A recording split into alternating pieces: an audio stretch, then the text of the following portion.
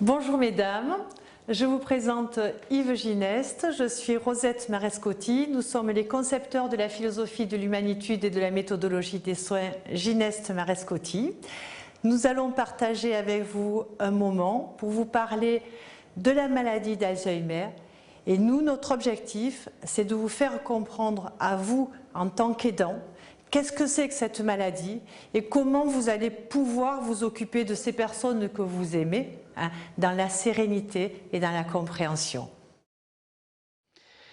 Alors, comme vous le savez très certainement, pour que l'on puisse parler de maladie d'Alzheimer, il faut que l'on puisse observer un trouble de la mémoire, une altération d'une autre fonction cognitive, c'est-à-dire quelqu'un qui, par exemple, a des hallucinations ou des difficultés de langage, et que l'ensemble de ces deux troubles gênent dans la vie courante ou empêchent le fonctionnement au travail.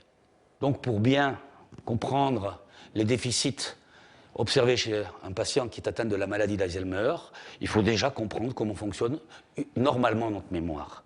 Alors, vous allez vous souvenir peut-être un petit peu de ce cours, tout simplement parce que vous n'êtes pas sourd. Vous allez vous souvenir de notre silhouette, tout simplement parce que vous n'êtes pas aveugle. Autrement dit, la première chose qu'il y a sur une mémoire, c'est qu'elle est alimentée par les sens, le goût, le toucher, l'odorat, etc. Ces informations, et il y en a des milliers d'informations, vont essayer de rentrer dans une autre partie de la mémoire. Cette partie s'appelle la mémoire primaire. Sauf que cette mémoire primaire, elle a des caractéristiques. Et sa première caractéristique, c'est qu'elle n'est capable de traiter que de 6 à 10 informations à la fois, pas plus. Et ça veut dire qu'il nous faut, à l'entrée de cette mémoire, des filtres très puissants. Et par exemple, on vient d'entendre un coq, je ne sais pas, eh bien, ce coq-là, je l'ai retenu, je l'ai laissé rentrer parce qu'il est très particulier. Si ça avait été un autre bruit, je ne l'aurais peut-être pas entendu. Et donc, il y a ici que les informations importantes pour être ensemble, en ce moment, qui vont rentrer dans cette mémoire primaire, mais elle a une autre caractéristique, indépendamment de sa petite taille, une information qui rentre disparaît au bout de 30 secondes à 1 minute. Elle ne peut garder une information que de 30 secondes à 1 minute. Enfin, autre caractéristique très importante, et on va voir combien cette caractéristique est importante dans la maladie, c'est ce que l'on appelle l'attention divisée. Elle nous permet de faire plusieurs choses à la fois. Je peux conduire, écouter Rosette, regarder le paysage en même temps et guetter, voir s'il n'y a pas de radar. Les informations qui sont, oui je sais, les informations donc que vous voulez retenir, heureusement, nous allons pouvoir le faire grâce à ce que l'on appelle des voies de consolidation. Les systèmes de consolidation, consolidation, vont nous permettre de rentrer en mémoire les choses importantes. Par exemple, vous avez voulu vous souvenir du prénom de votre mari la première fois que vous l'avez rencontré, alors que vous avez oublié le prénom de plein de gens. Eh bien, le prénom de votre mari est allé s'inscrire dans ce que l'on appelle les mémoires secondaires. Et ces mémoires secondaires sont elles-mêmes composées de plusieurs mémoires qui vont être, elles aussi, altérées dans la maladie. La première mémoire, c'est la somme de toutes nos connaissances, c'est le tiroir, si c'était une commode, de la mémoire sémantique. Je sais que Paris est la capitale de la France, je sais que ça c'est un stylo et je sais que ça sert à écrire. C'est de la mémoire sémantique. Nous avons aussi une autre mémoire qui s'appelle la mémoire, en général on l'appelle la mémoire autobiographique. C'est là qu'est inscrite l'histoire de notre vie. Nos souvenirs y sont empilés, les uns après les autres, dans l'ordre, de l'enfance jusqu'à maintenant. Le dernier souvenir qui va rentrer dans cette mémoire, pour vous, ce sera cette petite conférence. En dessous, nous pouvons dire qu'il y a aussi une autre mémoire que l'on appelle la mémoire procédurale, la mémoire de tous les gestes que vous avez appris et répétés. Depuis bien longtemps, je me lave, je m'habille, je noue mes lacets, enfin là je n'ai pas de lacets, il y a tout un tas de gestes qui font partie de ce que l'on appelle la mémoire procédurale. C'est là qu'est inscrite la manière de faire du vélo, c'est là qu'est inscrite la manière de faire du piano, si vous avez fait du piano. Et enfin, il y a quelque chose qui nous unit tous, qui relie tous les humains ensemble, c'est ce que l'on appelle la mémoire émotionnelle. La mémoire affective ou émotionnelle est une mémoire absolument essentielle, voilà. Mon cœur qui battait lorsque je t'ai pris dans mes bras, l'odeur de ma maman, lorsque j'étais petit, est inscrite dans cette mémoire affective. Enfin, pour pouvoir vous faire ce petit cours, il faut bien que je prenne dans ma mémoire sémantique, en ce moment, les informations. Eh bien, ces informations, je vais les faire remonter en mémoire primaire, qui va me permettre de travailler aujourd'hui avec vous par ce que l'on appelle des voies de rappel. Ce qu'il est important de comprendre, c'est que dans la maladie d'Alzheimer, dans les démences de type Alzheimer, puisqu'on parle comme ça de démence de type Alzheimer, nous préférons le terme de syndrome cognitivo-mnésique, moins agressif, eh bien, figurez-vous que n'importe quel élément peut être touché dans cette maladie. Et que chaque élément touché risque d'entraîner des conséquences tout à fait particulières. On va essayer d'identifier tout cela ensemble aujourd'hui. Yves vient de vous présenter les mémoires, comment ça se passe normalement. Maintenant, je vous propose de parler des différentes mémoires et de voir les problèmes qu'il y a dans chaque cas. Commençons par les mémoires sensorielles. Je suis sûre que vous avez des problèmes avec le goût. Grand-maman n'appréciait pas le sel avant. Et à présent, elle en met partout, elle en rajoute, elle sale. Dans tous les aliments, c'est du sel partout. Si votre maman sale beaucoup, c'est normal, c'est parce que le goût est altéré. Elle a de moins en moins de goût et comme quand même manger c'est un véritable plaisir et qu'elle veut du goût, elle va saler. Mais vous savez qu'il y a des personnes qui s'arrêtent carrément de manger parce qu'ils n'ont plus de goût. Ils ne sentent pas, ils ne trouvent pas d'appétence à ça, donc ils vont s'arrêter de manger. Donc vous, il faut que vous sachiez que peut-être en rajoutant quelques épices, ça va les stimuler, leur donner envie et procurer du plaisir. Mais vous remarquerez qu'ils ont du mal à sentir le salé, mais par contre le sucré, ils aiment. Et d'ailleurs, je suis sûre qu'ils mangent plus de sucré. Effectivement, grand-maman, pour tout ce qui est sucré, elle mange 2 yaourts, 3 yaourts, des desserts à volonté, oui. C'est vrai, effectivement, elle est attirée par le sucré. Et aussi ce problème avec ma grand-mère, donc je peux lui dire 10 fois la même chose, lui répéter, et pourtant elle n'est pas sourde, mais je répète à continu, elle ne comprend pas. Alors forcément, je m'énerve, et je finis par lui attraper le bras, et forcément elle explose de colère. Alors là, on est typiquement dans un problème où on pourrait croire en effet qu'il n'entend pas, qu'il ne vous voit pas arriver, etc. Ce n'est pas un problème d'yeux ou un problème d'oreille, c'est un problème qui va concerner sans doute les filtres de la mémoire primaire ou la capacité d'attention divisée de la mémoire primaire. Regardez, je vais vous montrer quelques images d'un bel exemple. Je me suis rendu compte finalement durant cette formation que tant que je ne me trouvais pas face à elle, dans son champ de vision, ma Puchon ne répondait pas. Donc voilà, en me mettant là, ma Puchon répondait. Comment allez-vous, ma Puchon, aujourd'hui?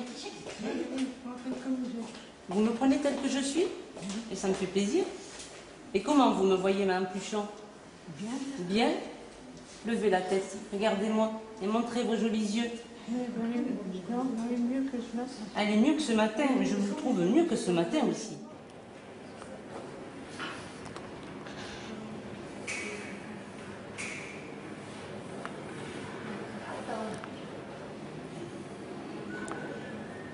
Voilà, alors ce que l'on voit effectivement, c'est qu'ici, elle a son attention qui est fixée sur quelque chose, donc je n'existe pas. Si j'aborde par ici, elle risque d'être très surprise, ok? Et non seulement ça, mais en plus, quand je parle à côté d'elle, elle ne m'entend pas. C'est comme si je n'existais pas, étant surdité relationnelle. Et donc, il faut que j'aille la chercher, et voilà. Et là, maintenant, vous me voyez. Donc ça veut dire que si je veux rentrer en relation avec vous, il faut toujours que j'aille chercher vos yeux pour vous parler. Alors en fait, sur ces images tout à fait étonnantes, qu'est-ce qu'on vient de voir? Je suis à côté d'une personne. Voilà. Je fais de grands gestes, elle devrait me voir, n'importe qui me verrait. Je lui parle fort, elle devrait m'entendre, n'importe qui m'entendrait. Et pourtant, je n'existe pas. Dans son monde à elle, je n'existe pas. Imaginez que je vienne et que je lui dise « Allez, viens maman ». Eh bien voilà, énorme surprise, je n'étais pas là. Tout cela, ça semble venir d'un défaut de fonctionnement de la mémoire primaire, peut-être incapable de faire plusieurs choses à la fois, peut-être cette personne est concentrée sur quelque chose, et à ce moment-là, le seul moyen de rentrer en relation, c'est d'aller chercher le regard, de plonger ses yeux dans les siens, parce que le regard est prioritaire sur tous les autres sens. Avant de lui parler, avant de la toucher, nous aurons des techniques d'approche que l'on verra au cours de cette journée. Alors là, par exemple, elle a les yeux qui sont fixés sur vous, donc je ne donne pas à manger. Voilà, j'attends de reprendre le contact, et si madame ne prend pas le contact, je vais chercher le contact, et voilà. Et je vous donne à manger. Voilà. De la même manière, cette mémoire va nous poser quand même pas mal de problèmes. Ici, les informations que nous avons dans cette salle, elles vont rentrer, elles vont toutes rentrer. Et là, le filtre, qui parfois fait des blocages, comme vous l'avez vu à l'instant, eh bien, parfois il est capable de tout laisser rentrer, ce filtre. Ces informations vont toutes rentrer dans la mémoire primaire, qui elle va être saturée. Comment on va appeler ça? On va appeler tout simplement ça de la surcharge sensorielle. Et cette surcharge, eh bien, ça veut bien dire ce que ça veut dire, ça va entraîner une forme d'angoisse. La personne sera angoissée au bout d'un moment. Ça n'arrive pas le matin quand elle se lève, hein. Ça va arriver quand? En fin de journée, parce qu'il y a beaucoup d'informations qui sont arrivées. Et c'est là que l'on va voir ce que l'on appelle l'agitation vespérale.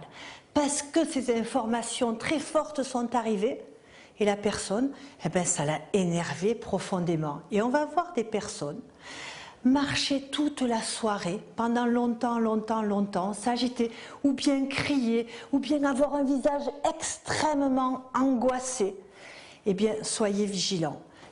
Sachez que lorsque ces filtres ne fonctionnent pas et que toutes les informations rentrent, ça entraîne de l'angoisse chez la personne. Lorsque vous avez la famille qui va arriver, et que vous allez faire une fête de famille, eh bien, peut-être, soyez vigilants, s'il y a trop d'agitation, à préserver votre parent atteint de maladie pour pas qu'il soit justement perturbé par toute cette agitation-là. Pensez à faire des siestes avant que l'agitation vespérale n'arrive, parce que sinon, ça sera trop tard. Dans le même cadre de cette mémoire primaire et de l'augmentation de l'angoisse, si je donne trop d'informations à la personne, ben elle va se perdre. On a dit que cette mémoire, elle pouvait contenir de 6 à 10 éléments. En vieillissant et surtout dans la maladie d'Alzheimer, eh bien on pourra en mettre de moins en moins d'informations. Le résultat, si on agit normalement avec eux et qu'on leur dit « Maman, viens, prends ta brosse à dents, je vais te donner une douche, et puis n'oublie pas ta robe de chambre, et puis n'oublie pas tes chaussons », il y a tellement d'informations. Elles n'arrivent pas à toutes les traiter, bouffée d'angoisse, et chaque fois qu'il y a une bouffée d'angoisse, que se passe-t-il? Il y aura un problème, un souci de comportement. Vous donnez une information, par exemple, il vous pose une question, chérie, quelle heure est-il? Vous lui dites, il est 3 heures. 30 secondes après, l'information s'est évaporée, parce que les voies de consolidation fonctionnent très mal ou ne fonctionnent plus. Puisque la vérité, ce qui existe, c'est ce dont on se souvient. Or, il ne s'en souvient pas. Votre mari, la personne que vous accompagnez, ne vous ment pas. Elle dit la vérité. Mais sa vérité, on n'est pas dans la même perception du monde. De la même façon, il va venir vous dire, parce qu'il est un peu angoissé, parce que c'est l'après-midi, quelle heure est-il? Il commence à déambuler, il commence à circuler dans la maison, et vous allez lui dire, mon chéri, il est 3 heures de l'après-midi. Il est 3 heures de l'après-midi, 30 secondes après, il vous redemande, quelle heure est-il? Mais je viens de te le dire. La seule réponse qu'il ne faudrait pas faire, vous ne lui avez jamais dit, puisque ce n'est pas rentré dans ses souvenirs. Oui, ça se passe aussi comme ça chez moi. Tonton, dont j'ai la charge, me demande sans arrêt l'heure, tout le temps. Ça peut être 10, 50 fois dans la journée. Bon, c'est lourd, c'est difficile, c'est fatigant. Donc les voies de consolidation ne fonctionnent plus ou très mal. Le résultat, c'est que quand on va donner une information, quand on va dire quelque chose à la personne que l'on accompagne, hein, chérie, viens, je vais te servir à manger. L'information va cheminer. 30 secondes après, elle peut être complètement oubliée.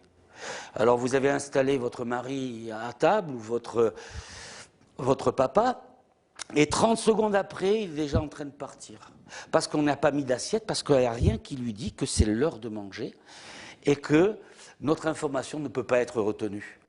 Imaginez une situation où le matin, vous allez aider votre parent à prendre sa douche. La douche, elle n'est pas à côté de la chambre. Il faut faire peut-être, vous avez un grand appartement, on va dire, il faut faire 50 mètres. Vous allez dire à votre parent, allez, prends tes lunettes, n'oublie pas ta brosse à dents et tes pantoufles. Aïe, aïe, aïe, aïe, aïe, il y a beaucoup trop de choses, l'angoisse risque de monter. Bon, allez, imaginons que si on avait dit juste les pantoufles, elle les aurait prises à la main. On va aller à la salle de bain, mais une fois qu'on est arrivé à la salle de bain, imaginez que vous commenciez à déshabiller tout de suite la personne sans lui rappeler qu'on va prendre la douche. Vous, dans votre tête, c'est clair qu'on va prendre sa douche. Mais pour lui, ça n'est pas clair du tout. Pourquoi? Parce qu'il a oublié. Très probablement, il a oublié. Donc, si vous déshabillez tout d'un coup une personne qui ne sait pas qui va se doucher, c'est quand même pas quelque chose de normal. Il faut enlever le pantalon, je vous aide.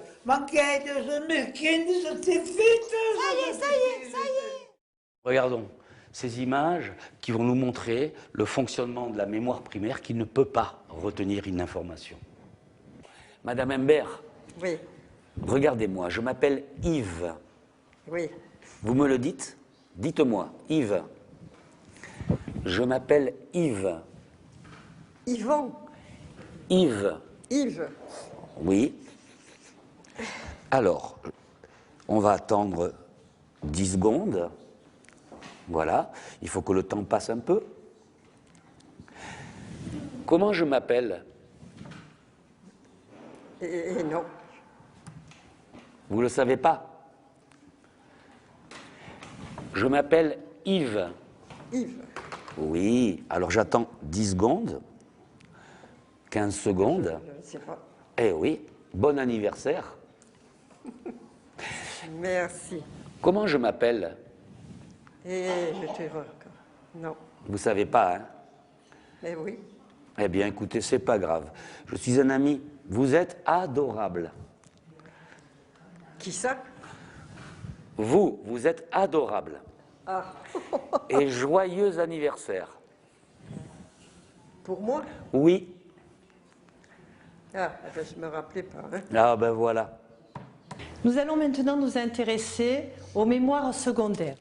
Et là, tout de suite, intéressons-nous au premier tiroir, qui est le tiroir des mémoires sémantiques.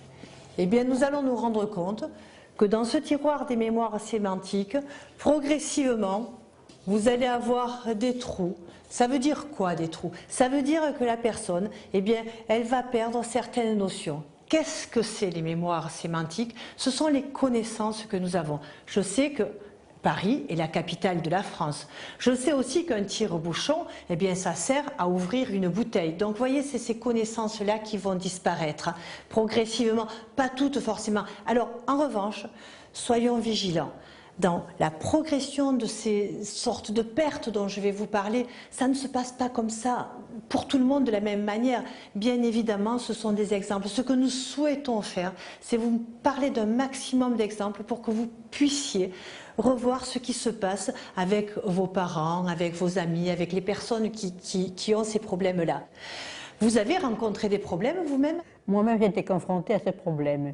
Mon mari, tous les matins, va chercher le pain à la boulangerie. À cet effet, je lui mets la monnaie sur le buffet. Mais profitant de mon absence, il a pris un billet de 5 € dans le tiroir. La boulangère était surprise de voir qu'il venait à cette somme. On aurait m'appelé pour me demander ce qui se passait. Heureusement que je la connaissais. Et maintenant, je suis ennuyée parce que je ne sais plus où mettre l'argent pour éviter qu'il récidive, quoi. Un des problèmes, des principaux problèmes que l'on rencontre en principe dans les troubles de la mémoire sémantique, c'est le problème de l'argent. Regardez, un chéquier, eh bien, on sait que ça sert à faire un chèque, donc à donner de l'argent. Eh bien, vous pouvez avoir une personne qui va avoir un chéquier, il ne saura plus le remplir, il ne saura plus à quoi ça sert, pourtant il saura peut-être que c'est un chèque. Un autre problème que l'on va éventuellement rencontrer, mais celui-là vraiment très fréquent, c'est les personnes qui confondent des mots, qui disent un mot à la place d'un autre. Est-ce que ça vous est arrivé, ce genre de choses? À chaque fois que ma belle-mère veut aller dans son fauteuil, elle me parle d'écureuil. Écureuil, écureuil. J'ai mis du temps à comprendre qu'elle parlait simplement de son fauteuil. Alors, on va regarder quelques images sur ces altérations de la mémoire sémantique qu'on a pu filmer. Vous allez voir comme c'est net.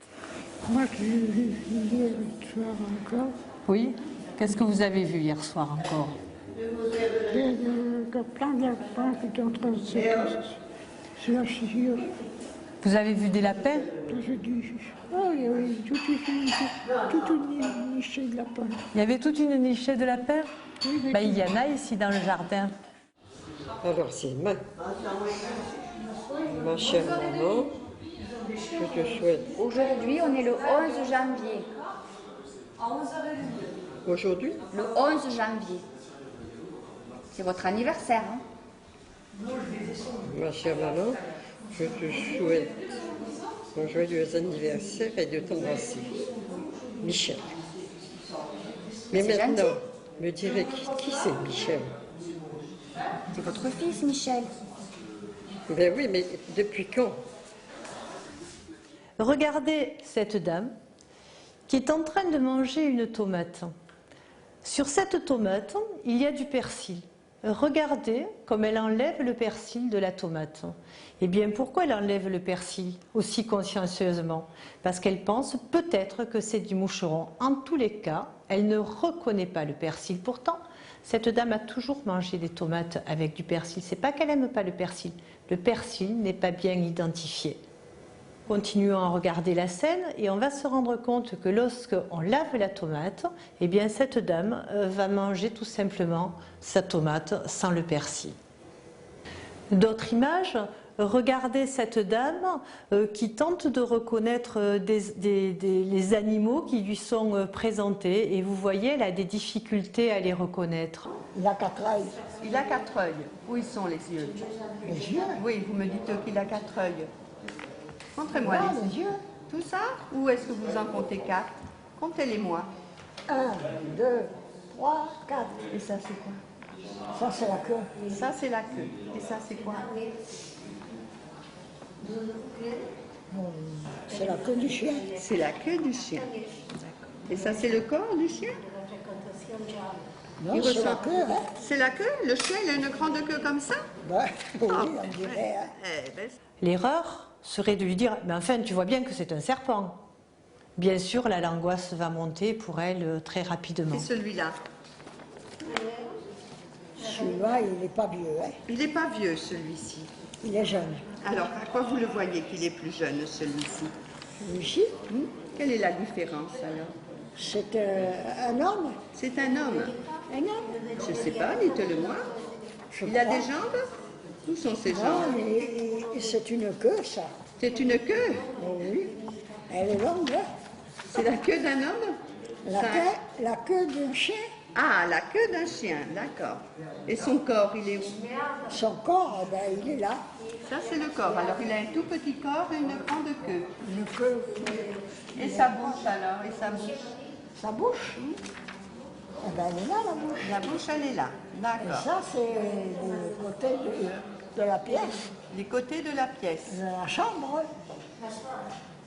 Les côtés de la chambre. Et est-ce qu'on en a un petit chien par ici? ça? Non, on va le regarder, Mathilde. On va le regarder. Qu'est-ce qu'il y a de vous? Alors, ça, c'est quoi? Bon, ça, c'est une toilette. Une toilette? Ça, c'est pas les pattes et la tête avec la carapace? Ah, c'était la tête d'un chien? Non, c'est une tortue. Ah, oui. Alors ça c'est la tête et ça c'est la queue. Voilà, et ça c'est les fesses. Les fesses. Et les pattes, elles sont où? Sur ces autres images, on voit une personne qui ne mange pas tout simplement parce qu'on lui a présenté des couverts et qu'elle ne sait plus s'en servir, elle ne reconnaît pas ces couverts. Regardez.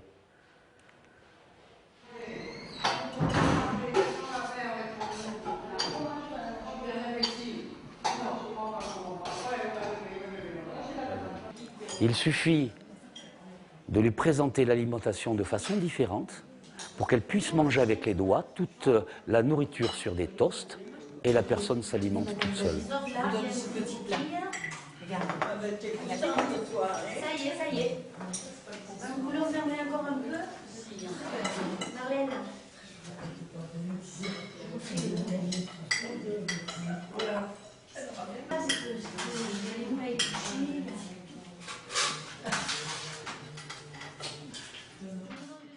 Dans les deux cas que nous avons vus, eh bien, nous pouvons être face à des personnes qui peuvent s'arrêter de manger.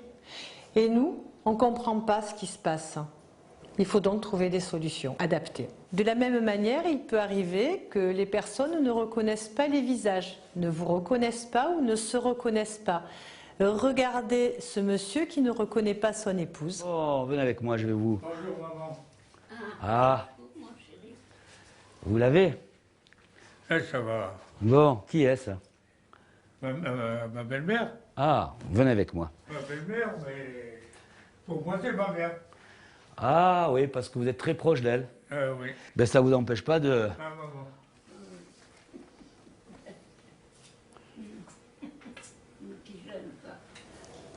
Ou cette personne qui ne se reconnaît pas dans le miroir. Madame Béton, qui c'est qui est dans la glace? Je sais pas moi. Ça vous gêne quand vous voyez cette personne dans la glace? Ou ça vous est égal? Je connais pas. Je connais pas tout le monde.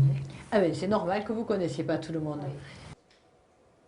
Quand un conjoint n'est plus reconnu par son mari ou par sa femme, il peut être profondément blessé par cette chose-là. Madame Thépeau, quand votre mari ne vous reconnaît pas, qu'est-ce que ça vous fait aujourd'hui?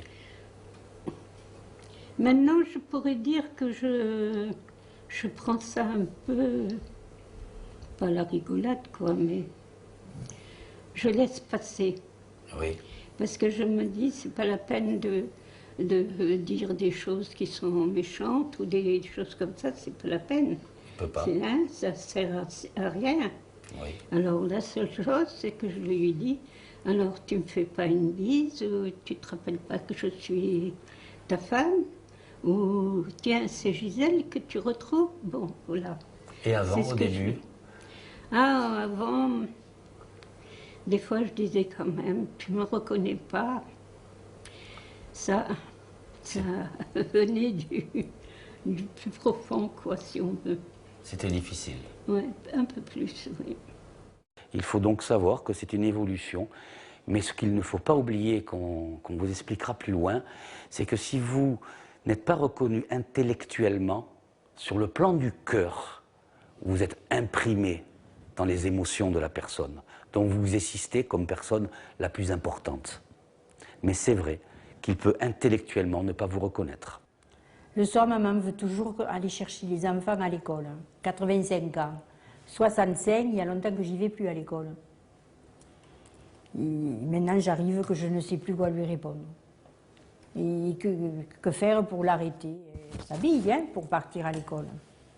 Votre question, madame, va me permettre justement de parler du deuxième tiroir de ces mémoires secondaires, qui est donc les mémoires autobiographiques. C'est le tiroir que nous appelons aussi des mémoires chronologiques. Qu'est-ce qu'il y a dans ce tiroir? Eh bien, il y a tous les souvenirs que les personnes accumulent depuis leur naissance jusqu'à leur état présent, ou tous les souvenirs qu'ils ont accumulés. Lorsque la personne s'angoisse, elle va se réfugier dans ce qu'il y a de plus fort pour elle, de plus présent et qui lui tient le plus à cœur. Et bien sûr, ces souvenirs-là, ils sont et en général loin, très loin. C'est ce que nous appelons le plongeon rétrograde. Eh bien, justement, madame, on a beaucoup d'images que nous avons pu tourner et qui sont tout à fait étonnantes. Gertrude. Bonjour. Bonjour, monsieur. Vous me reconnaissez? Oui, le porteur de bijoux. Je suis Yves. Si. Oui, je suis un ami, je suis Yves. Gertrude, je voudrais vous poser une question. Oui, laquelle? Quel âge vous avez, Gertrude? 18 ans et demi. Vous avez 18 ans et demi? Mais c'est comme ça. Oui, bien sûr. Et moi, j'ai quel âge pour vous? Ah, plus vieux? Oui, plus vieux, oui. Mais c'est pas un problème. C'est dommage. C'est dommage, mais non, l'âge, c'est pas un problème. Il faut bien. Voilà. Vieillir, c'est le seul moyen de vivre. Allez, je vous dis au revoir, Gertrude. À bientôt. Au revoir. Au revoir. Dites-moi, Biot, qui c'est? C'est moi. Ah, d'accord. Mais il y en a d'autres aussi que moi. Oui, il y en a d'autres. Il y en a d'autres. Hein. Vous, votre prénom, c'est? Léon. Léon. Et votre nom? Marie. Voilà. Et le nom de famille? Si je dis Biot. C'est une Biot, en tout cas. Oui. Alors, comment je vous dis? Au revoir, Madame Vrignot ou au revoir, Madame Biot? Biot. Ah. Biot. D'accord. Au revoir, Madame Biot. Au revoir, Monsieur Biot. Au revoir. Vous avez de l'humour. Je vous reviendrai quand même. Hein. Ah oui. Moi, c'est Yves. Yves? Oui. Yves. Alors, vous voyez, sur toutes ces images qu'on vous a montrées, une dame ne se souvient plus de son nom de femme mariée. Une autre a 18 ans et demi. Elles ne mentent pas. Elles sont dans cette réalité à ce moment-là. Mais bien évidemment, madame, nous n'avons pas répondu à votre question. Qu'est-ce qu'il faut dire à cet instant présent?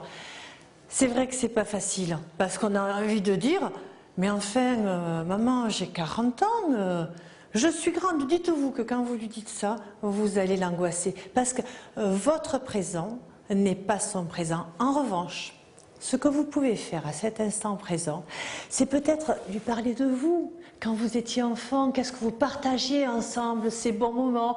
Vous avez des souvenirs avec votre maman. Parlez de ces souvenirs d'enfant. Vous allez la voir se calmer, très probablement s'apaiser, et peut-être même qu'elle va revenir dans la réalité en vous disant « C'était bien quand même cette époque-là ». Vous avez fait la sieste cet après-midi? Jamais. Vous n'avez pas fait la sieste? Jamais. Attendez, que je vous essuie ces larmes là. Allez, montrez-moi votre visage. Oh, oui, mais ça te fout la trouille surtout. Bah oui, vous avez dû rentre comme ça là-dedans, et puis là maintenant, je dors pas ce soir, et j'ai pas de drap. J'aurai des draps, encore, je changerai et je referai les lits. J'ai même pas les draps pour les changer. Alors ce soir, qu'est-ce que je fais? On va voir ensemble? On va voir toutes les deux? Viens. Allez, on va voir.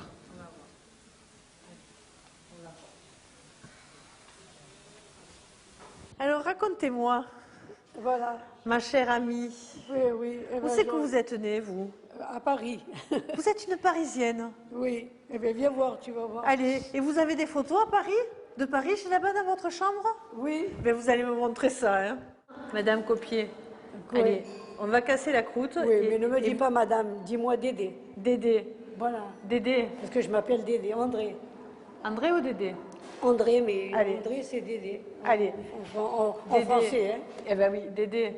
Qu'est-ce que vous faites? Je suis en train de me tirer ça, ils vont croire que je... Dites-moi, Dédé, vous êtes une bonne cuisinière? Avec un accent comme le vôtre, je suis sûre que vous êtes une bonne cuisinière. Oui, mais j'ai perdu maintenant. Qu'est-ce que vous faisiez? Très bien. Je sais Le pas. couscous? Le couscous, tu l'as fait le couscous? Moi, je ne sais pas le faire, mais dites-moi comment vous le faites. Oui, non, Vous vous rappelez pas? On l'a acheté maintenant? On l'achète tout fait. Oh. Alors, vous avez compris les problèmes de cette mémoire autobiographique et ce que cela entraîne. Eh bien, figurez-vous qu'on a les mêmes types de problèmes avec l'autre mémoire dont on avait parlé tout à l'heure, c'est la mémoire procédurale. Souvenez-vous, procédurale, voilà. Souvenez-vous, la mémoire des savoir-faire, des choses que l'on a appris et répétées. L'enfant va apprendre à se mettre debout, à s'habiller, à manger. Plus tard, il apprendra à faire du vélo. Plus tard, il apprendra peut-être à faire du piano. Eh bien, figurez-vous, lors d'une atteinte dans les maladies d'Alzheimer, eh bien, on va à ce qu'on appelle une rétrogénèse, les savoir-faire, des gestes répétés et qui vont progressivement se perdre, éventuellement, plus ou moins suivant les personnes. Les gestes qui restent les plus, ce sont les gestes qui ont été les plus répétés. C'est comme ça chez moi. Elle défait et refait sans arrêt tout le rangement dans les placards. Quel était son métier? Elle travaillait dans un hôtel. En fait, elle travaillait dans la lingerie de l'hôtel. Quand votre belle-mère range comme ça les placards en permanence, eh bien vous voyez, c'est un geste procédural qu'elle a appris, qu'elle a surappris et qui est lié à son métier, à l'ancienneté de son métier. C'est un geste qui la rassure à ce moment-là. Remarquez qu'elle fait ça souvent quand elle a un peu d'inquiétude, elle va faire ce geste-là. C'est important pour nous de savoir qu'elle a des gestes qu'elle peut répéter comme ça parce que ce geste qui s'appelle de la persévérance, pendant qu'elle fait ça, elle ne peut pas faire autre chose. Et bien parfois, vous allez voir, nous on va l'utiliser dans des situations pour justement nous permettre de faire autre chose. Et d'apaiser les Et choses. d'apaiser tout simplement Voilà, les personnes. tout simplement. En train de la filmer, elle est un peu désemparée, elle est perdue. Depuis tout à l'heure, on la voit errer d'un coin à l'autre, elle fait le signe de la croix. Elle a quand même un visage un peu angoissé. Cette dame s'est calmée très rapidement. Nous lui avons donné une pelote de laine et elle, qui adorait tricoter, est rassurée par cette activité qu'elle a pratiquée toute sa vie.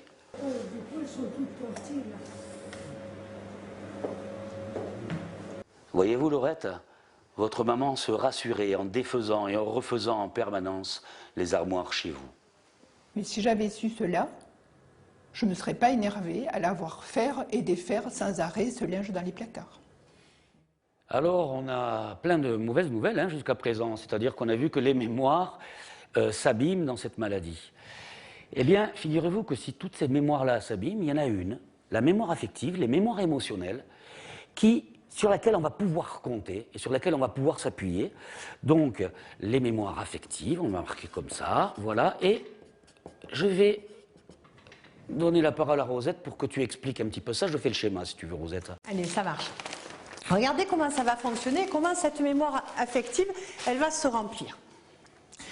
Vous avez une perception, par exemple, vous voyez quelque chose.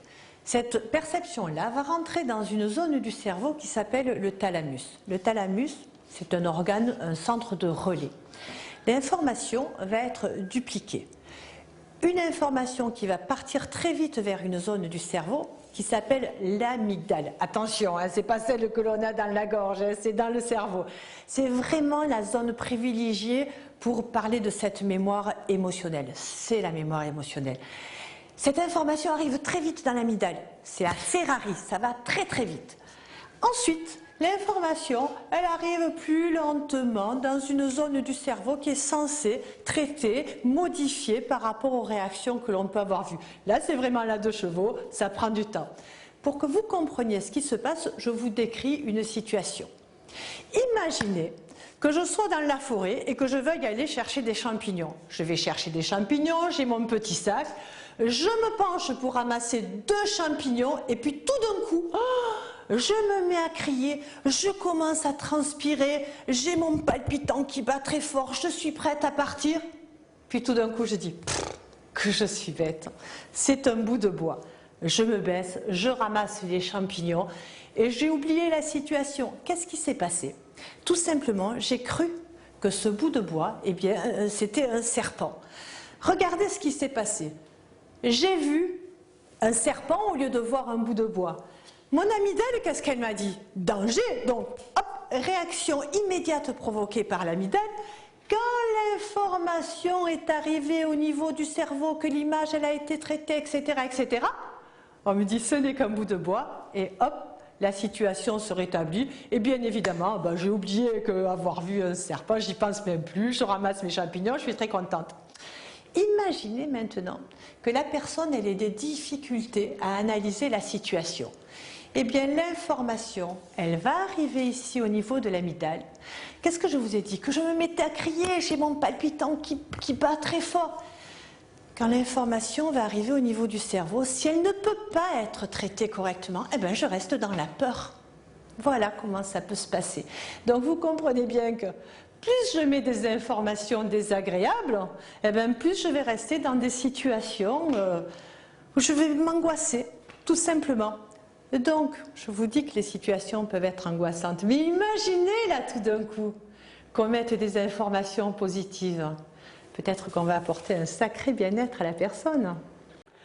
Alors en fait, ce que nous explique Rosette, c'est qu'il y a deux traitements d'une information, comme quand par exemple vous posez la main sur l'épaule de votre conjoint. Un traitement instantané ou quasi instantané qui est un traitement émotionnel. Et ce traitement émotionnel, il vous dit j'aime ou j'aime pas, c'est bon ou ce n'est pas bon. Puis ensuite, le traitement cortical va vous dire ah, c'est la main de mon mari, elle est douce, je l'aime bien, je le reconnais.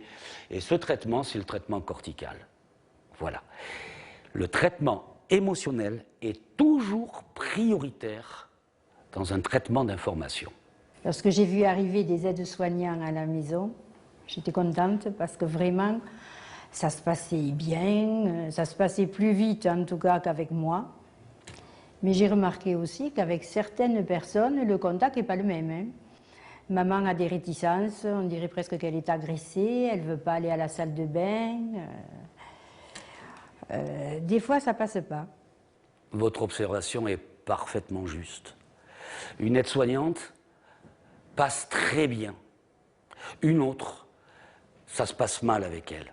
Les soignants disent comme vous, Nicole, voyez. Elle nous pose vraiment beaucoup de problèmes. Elle est très difficile à manipuler. Elle ne peut pas nous aider parce que, ma foi, c'est très raide, très résistant aux manipulations. Donc, il faut la laver, il faut l'alimenter. Même avec nos soins, on a beaucoup de mal à lui dérédir les doigts. Peut-être qu'il y en a une qui, d'une façon consciente ou inconsciente, a développé des manières de se présenter, des manières de faire, des techniques, qui font qu'effectivement, elle est reconnue comme un être bienfaisant, quelqu'un qui va faire quelque chose de merveilleux, parce que, je vous le rappelle, cette mémoire imprime jusqu'au bout. Et c'est pour ça que nous avons essayé de développer des techniques dans ce que l'on appelle l'humanitude, qui sont des techniques d'une extrême douceur, d'une extrême tendresse, qui vont nous permettre de garder ce lien émotionnel, parce que je vous le rappelle, ce qui unit des êtres, ce n'est pas l'intelligence, ce n'est pas la beauté, c'est une relation d'émotion à émotion. Et nous affirmons avec Rosette que les émotions positives qui nous lient en humanitude les uns avec les autres, nous pouvons les garder jusqu'au bout. Vous avez goûté? Madame Brunel, vous avez goûté? Ah, merci. Merci beaucoup. Et voilà. Voilà.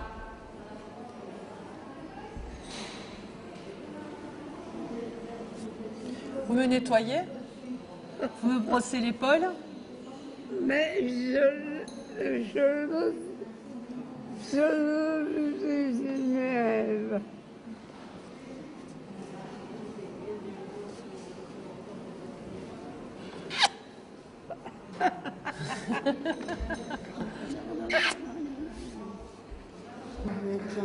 Mais vous, vous êtes très gentil. Regardez, moi je vous trouve adorable. Voilà. Moi, je vous aime bien. Moi je vous aime beaucoup. Oh, c'est bien. Tiens. Ne fais pas une fête pour moi. Non, mais je ne vais pas faire la fête. Je vais vous laisser travailler, d'accord? Ah, vous voulez? Hein? Regardez. Je vais vous laisser travailler. Vous voulez bien? Oui. Voilà. Dans notre méthodologie, nous utilisons 3 piliers relationnels qui vont justement permettre de maintenir ces liens d'humanitude. Ces 3 piliers sont le regard, la parole et le toucher. Et bien sûr, ces piliers relationnels, il va falloir qu'ils soient chargés de toutes les émotions positives, c'est-à-dire ces beaux regards que vous avez reçus toute votre vie, qui vous ont fait vibrer, ces paroles qui sont douces, qui sont tendres, que vous aimez entendre, et puis ces touchés qui sont pleins de tendresse.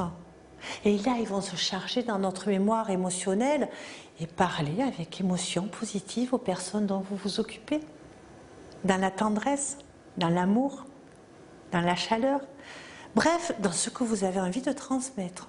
Mais sûrement pas des notions d'agressivité désagréable. Lorsque je regarde quelqu'un un peu énervé, bien la personne, elle ressent que je suis énervée. Et dans ces émotions, ça s'inscrit comme un énervement. Alors, dans l'outil que nous avons développé, après 30 ans d'expérience de terrain, que l'on appelle la capture sensorielle, il y a une étape dont on voudrait vous parler, c'est l'étape des préliminaires.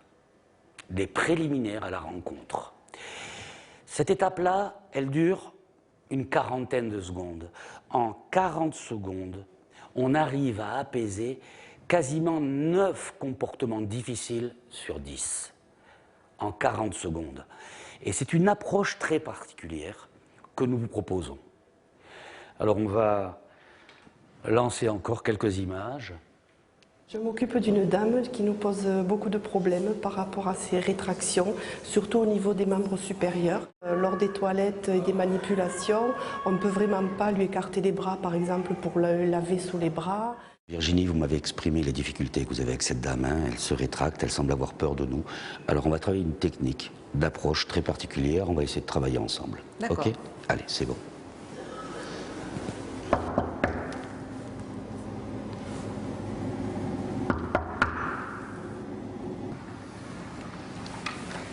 Bonjour. Bonjour, bonjour. Voilà. Bonjour, c'est Yves. Je viens vous voir ce matin. Je suis venu, je vous ai vu hier soir. Vous m'avez fait un beau sourire. Oh, le sourire, il commence. Voilà, je vais m'occuper de vous tout doucement. Tu veux bien fermer la porte, s'il te plaît? Merci. Voilà. Allez. Alors, je suis venu avec Virginie, et Virginie va se mettre là. Et donc, on va s'occuper de vous. Je vais lui montrer comment prendre soin de vous le mieux possible. Bon, Virginie, tu baisses la barrière, s'il te plaît. Voilà. Vas-y. Regardez, Virginie. Ce beau sourire, vous le connaissez? Voilà. Doucement. Alors, tu vois, là, je suis dans une phase que j'appelle les préliminaires. C'est-à-dire que pendant un petit moment, nous restons ensemble 30-40 secondes avant de commencer. D'accord? Voilà. Vous allez venir doucement. On va monter suffisamment haut. Encore un petit peu. Voilà. Allez, c'est bon. Alors Virginie, on va découvrir juste un petit peu, madame. Je vous découvre un tout petit peu. Voilà. Oh là là là là. Je sens que vous êtes bien contracté. Regardez, je vais vous toucher tout doucement avec ma main. Tout doucement. Donc tu vois, ça fait partie de ce qu'on appelle la capture sensorielle. Hein. C'est-à-dire que doucement, je vais... Hop, vous ouvrir le bras, alors jamais en pince, d'accord, jamais. Mais toujours tout doucement par en dessous. Je ne force pas plus qu'un enfant de 5 ans. Je mets ma main sur son épaule et doucement vous allez ouvrir votre bras. Là, regarde Virginie, le bras il s'ouvre. Là, je ne force pas plus qu'un enfant de 5 ans. Avec la force d'un enfant de 5 ans. Alors vous voyez, vous prenez confiance et tout s'ouvre. Oui, vous voulez bien me donner votre bras? Voilà, je ne vais pas commencer une toilette avant de... Voilà, allez, tendez le bras, madame. Doucement, doucement. Oh, mais c'est fantastique, regardez. Ça vient tout seul. Voilà. Vous ouvrez doucement, j'appuie doucement, tout doucement, je caresse ici, là, à l'intérieur. Voilà. C'est bien. Vous me donnez la main, madame? Voilà, jamais il faut forcer. Hein. Voilà, 1 doigt, 2 doigts, 3 doigts. Et regarde les mains comme elles s'ouvrent. Tu n'as jamais vu les mains ouvertes comme ça, hein? Jamais. Voilà, et tu vois, et ça m'a pris 1 minute. Et maintenant, on va pouvoir faire une toilette facilement s'il le faut, tu vois. Dites-moi, Madame Dubois, on peut commencer à faire votre toilette? Oui? Alors on y va.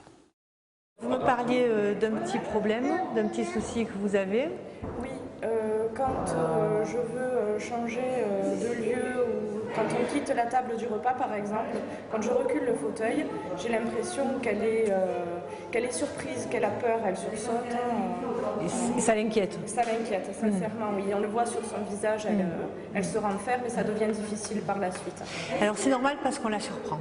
Parce que tout d'un coup, elle ne sait pas qu'elle va reculer tout simplement. Donc il faut faire une approche. Hein. C'est ce que l'on appelle les préliminaires. On va arriver face à madame, dans son champ visuel. Vraiment, il faut passer de face, vraiment dans son champ visuel. On va la regarder, se mettre à sa hauteur et ne pas intervenir tant qu'on n'est pas sûr qu'elle nous a capté, qu'on est là, présent avec elle. Et ensuite, on lui dit ce que l'on va faire. Hein. Je vous montre et puis vous essayez. Ça marche? Ça marche. Allez.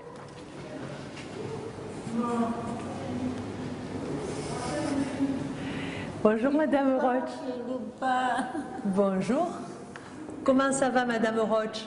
Mais bon, elle voit que tes mains sont pas fraîches. Hein? Elles sont pas fraîches mes mains. Elles sont un petit peu fraîches mais mon cœur il est chaud. Vous allez bien? Vous allez bien Madame Roche? Oui, ça va, ça va. Bon. Oui. Vous savez ce que je vais vous aider à faire tout de suite? Oui. Je vais pousser le fauteuil, hein, je vais passer derrière vous, je vais pousser le fauteuil et je vais vous emmener à la salle à manger. D'accord? D'accord. Allez, on y va. Allez. Regardez, j'enlève les freins des deux côtés, comme ça. Alors on va aller dans la salle à manger. Allez, je passe derrière vous tranquillement et on y va. Et voilà. Ça y est, c'est fait, on est prêt à partir, on y va. Allez, on y va. On y va, tranquillement. Et bien voilà, je vous propose d'y aller. Il ne me reste plus qu'à prendre le petit bébé si elle est d'accord. Et ce que je vais vous demander de faire, c'est vraiment de rentrer dans son champ de vision, de la regarder bien dans les yeux et de ne pas commencer une action tant que vous n'êtes pas sûr qu'elle est avec vous. D'accord. On va essayer. Tu viens avec moi? Je vais avec Rosette. Gertrude. Coucou Gertrude. Vous voulez bien qu'on aille à la salle à manger? Oui. Oui, vous êtes d'accord? Oui. Oui, on peut y aller alors. Oui. Ah oui, sinon on ne vient pas, hein? Ah ben non, sinon on ne vient pas. Ben non, hein? Eh ben non. Je défais les freins du fauteuil et on y va alors. Hein? Si je mets pas le fauteuil. Oui, on y va? Avant les choses? Eh ben oui. Avant. Ah. Au revoir. Au revoir.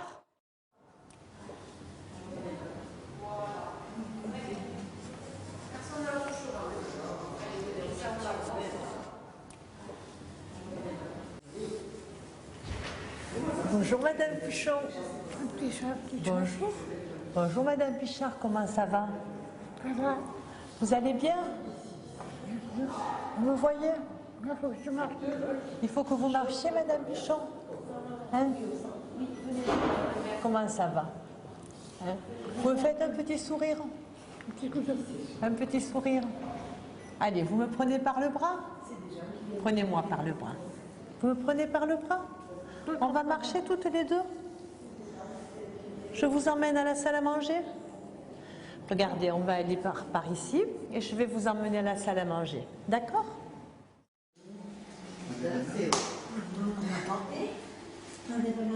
On va marcher un peu? Hein? On va marcher un peu? On va sortir? Pourquoi tu veux pas aller dehors? Tu veux pas aller dehors? Tu peux pas?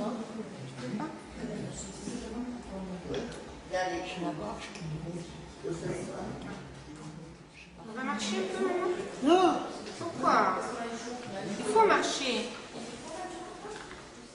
Alors vous voyez sur ces images, cette dame qui aborde sa maman par derrière, qui la surprend et qui n'arrive pas à la faire sortir. D'ailleurs, elle nous dit « je n'arrive jamais à la sortir, ma maman ne veut pas sortir ». Votre maman a refusé de venir. Une des erreurs, c'est que vous êtes passé par derrière, vous l'avez pas elle ne vous a pas dans son champ de vision. Donc ce que je vais vous demander de faire tout de suite, c'est de rentrer dans son champ de vision, donc de passer devant elle, de vous mettre à sa hauteur. Vous allez lui parler avec un grand sourire en étant près d'elle, en lui montrant tout l'amour que vous avez pour elle, avec un regard qui est long, qui est proche, qui est profond, qui est très sincère, mais ça, il est de toute façon sincère. Vous allez lui dire que des mots positifs, d'accord? Oui, oui. Et ensuite, vous lui demanderez de venir se promener avec vous. Moi aussi, j'ai passé ici toute la journée? Oui, oui, je suis venue te voir aujourd'hui. Ah bon? Pour passer un moment avec toi. Oui, ce matin, je suis venue. Ah bon? Cet après-midi. Je ne me rappelle pas. Oui, oui, oui. Ah bon? Oui. Mais tu veux me faire plaisir, on va marcher un peu? Non? Oui. Le soleil s'est couché. Non, il faut sortir. Un peu? Pas trop loin. D'accord. Très bien. Allez, on va le faire. Et ta famille, comment elle est? Tu me fais plaisir, c'est gentil. Hein? Allez, ça va bien? Très bien, tout le monde va bien. Tu as 2 filles? Oui, 2 filles. 2 filles? Oui. Elles vont à l'école? Elles vont à l'école. Elles ne travaillent pas? Ben, il y en a une qui travaille. Il y en a une qui travaille? Oui, oui, je me suis trompée. Ah bon? Oui. Il y en a une qui travaille et il y en a une qui va à l'école. Une qui a 18 ans. Et ton mari va bien? Mon mari va très bien. Très bien. Et toi, tu vas bien? Oui, il y a des jours où je suis un petit peu fatiguée. C'est la vieillesse. C'est les années qui sont... Je suis plus de 80 ans. Oui, tu as même 88 ans en plus. 88 ans. Je suis ta fille. Je suis ta fille. Allez, viens, on va se promener un petit peu. Un petit tour, on a dit qu'on faisait un petit tour. Voilà. Allez.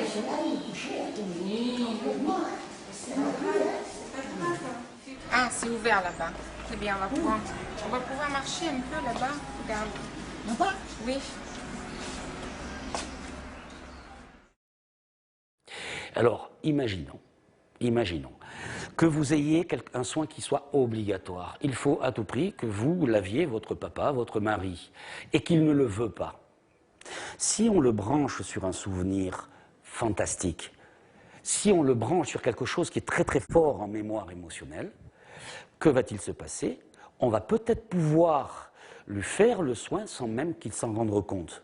Il ne s'agit pas de tricher. Il s'agit d'éviter de la souffrance chez les personnes. C'est l'incapacité d'attention divisée. Cette dame est occupée par quelque chose et elle est incapable, elle n'y arrive pas à s'occuper de plusieurs choses à la fois. Puis vous voyez, oui, impeccable, c'est super. Voilà, là vous faites bien en vert. Ok. Et là? Et là, ben allez-y aussi. Dans les deux. Ça va être drôlement joli, hein? Non? Ah bon? Oui. Regardez bien vert, là, vous appuyez bien. Voilà, regardez comme vous appuyez bien, là. Là. C'est très très bien, voilà. Et je vous donne un rouge maintenant. Un rouge? C'est beau? Pour qui? Eh bien pour celle-là, madame, regardez. Là? Là, tenez. Vous changez le crayon. Voilà. Et vous faites ici, là, juste là. Là. Là? Oui, impeccable. Là? Dedans, hein, dedans. Ah, dedans? Oui, dedans. Impeccable, regardez. C'est magnifique, c'est super. Voilà, voilà, voilà. Il y a 3 types de stratégies de diversion. La première, on s'appuie sur l'histoire de vie de la personne pour en extraire des moments positifs. Regardez, les images parlent d'elles-mêmes. Et aussi, vous avez vu l'autre jour, quand elle vous cherchait, vous étiez parti, je ne sais plus trop, dans le jardin, et qu'elle vous cherchait, elle commençait à s'inquiéter. Je suis venue à côté d'elle, puis je lui ai parlé de quand elle travaillait à la mairie. Vous m'aviez raconté sa vie à la mairie, parce qu'elle a été adjointe au maire pendant deux mandats. Hein. Et ben ça c'est une autre forme de diversion. On parle des événements de la vie. Oui. Alors, qu'est-ce qui l'a bien marqué dans sa vie, qui a été très positif, votre dame? Il Il y a eu son passage à la mairie. Ah, son passage à la mairie. Il y a les enfants. Ah oui, il y a eu les enfants, le mariage, les enfants. Oui. Et puis on était en ferme, donc elle a travaillé aussi là-bas les travaux, traire les vaches. Elle aimait beaucoup ça, c'était une petite femme mais qui était très active. Et puis, Donc on peut lui parler de ça.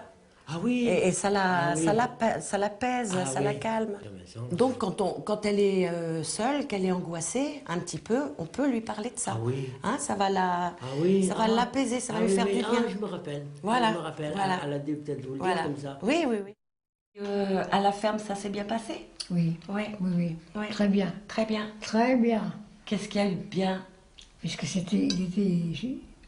on savait ce qu'il faisait, vraiment ce qu'il faisait. Hein. Ah oui. Oui. C'était du bon travail alors.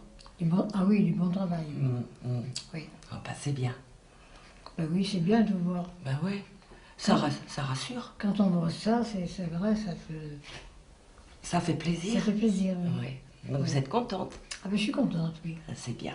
Jusqu'à temps qu'on m'arrête, Non, bah, ouais. qu'on me passe pas bien après. Oui. Il n'y a pas de raison. Monsieur Thépeau, qu'est-ce que vous me demandez? Ben, je viens demander De rentrer chez vous? Pour repartir chez moi. Bon, alors, monsieur Thépeau, venez une seconde d'abord, je voudrais bien qu'on discute. 1 minute. Vous voulez bien? Oui. Je suis Yves, moi. Ben, alors. Bon, dites-moi, j'aimerais bien vous demander 2-3 explications. D'accord?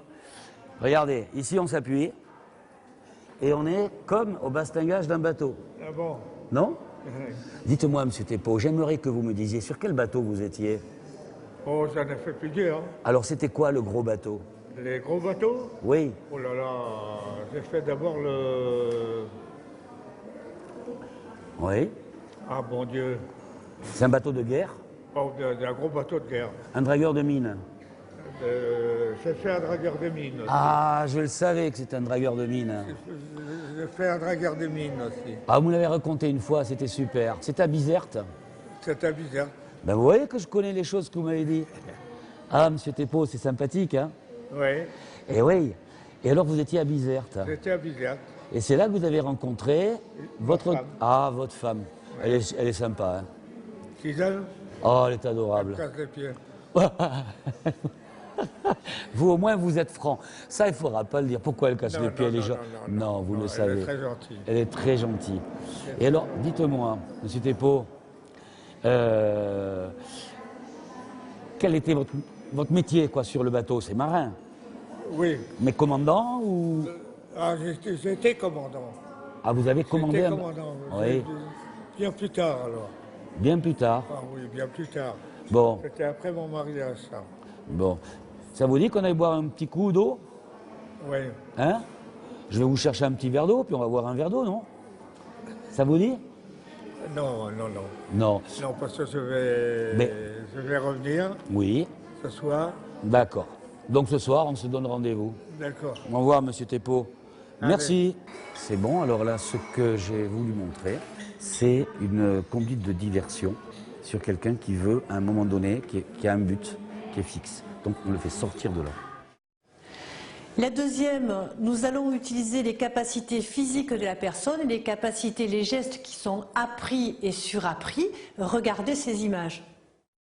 Ça fait plusieurs fois que vous nous dites que vous avez du mal à vous libérer un petit peu, parce que dès que vous tournez le dos, dès que madame ne vous voit plus, elle vous cherche. Oui. Et puis que du coup, si elle n'est pas maintenue dans le fauteuil, Oui. eh bien, elle se lève, Elle se lève. et puis elle risque de se perdre parce qu'elle ne reconnaît plus la maison. Oui. Hein. Voilà. Alors, on réfléchissait à ça en équipe, c'est pour ça que je suis venue un petit peu aujourd'hui. D'accord, d'accord. Avec, vous savez, ce dont on vous a déjà parlé, là, les méthodes de humanitude, et on a des petits points dont je voulais vous parler aujourd'hui. Alors, déjà, j'ai remarqué que quand vous lui faisiez faire des choses avec les mains, par exemple écosser des haricots verts ou des choses comme ça, ça l'occupait. Ah oui. Et du coup, elle oublie son angoisse de plus vous voir. Ah oui. Hein? Ça s'appelle la diversion procédurale.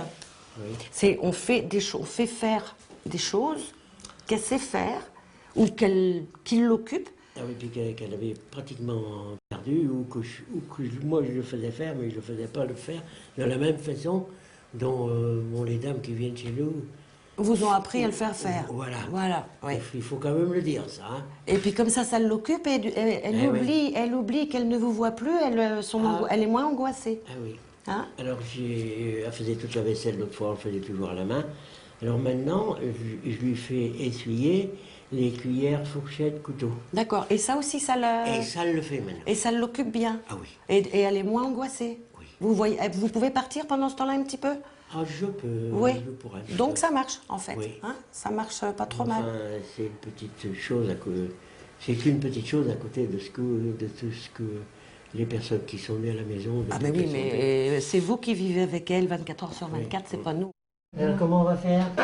Hein? On va les écouter. Ils sont beaux, dis donc. Hein? T'as vu? Alors comment tu fais, toi?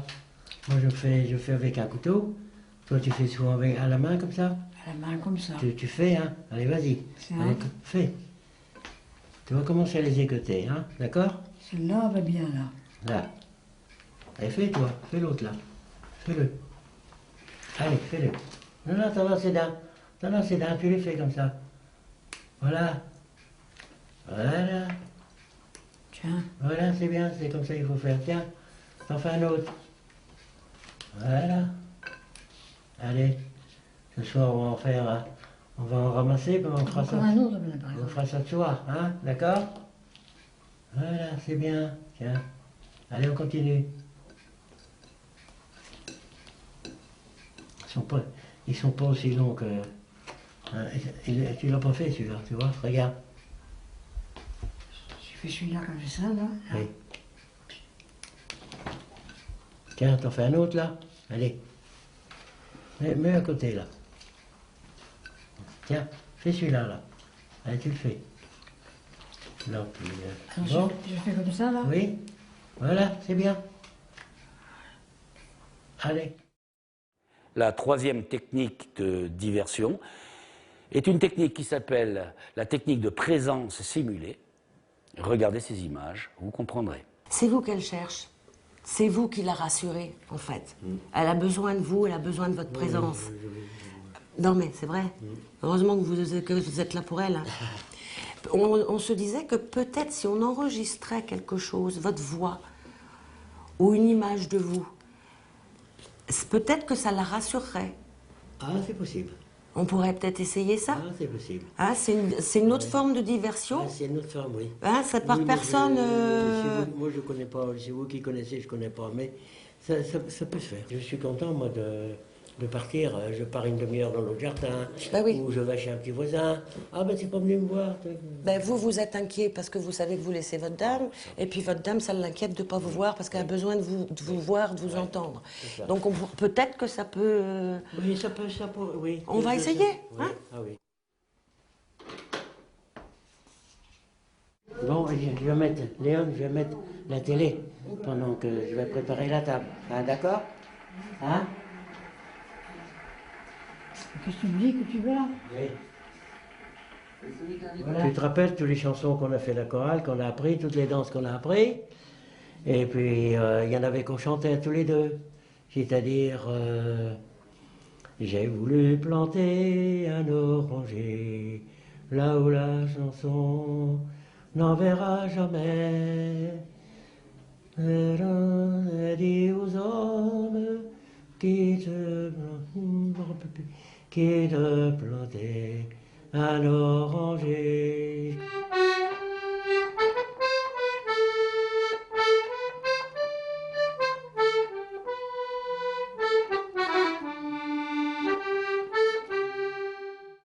Nous vous remercions vraiment de votre attention et nous espérons que ce moment que nous avons partagé ensemble va vous aider pour comprendre la maladie des personnes qui vous sont chères.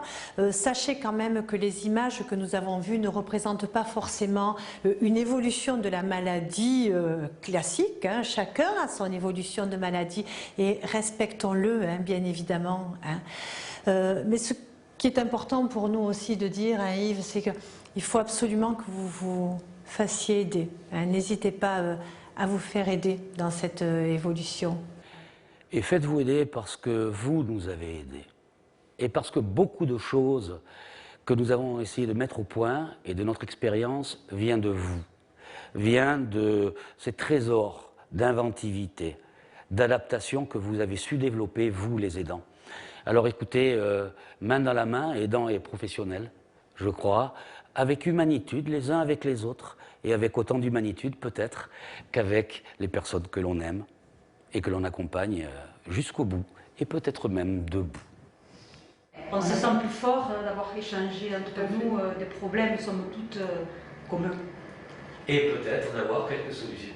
Alors, Merci. On vous dit à bientôt, et encore une fois, merci beaucoup. Merci à vous.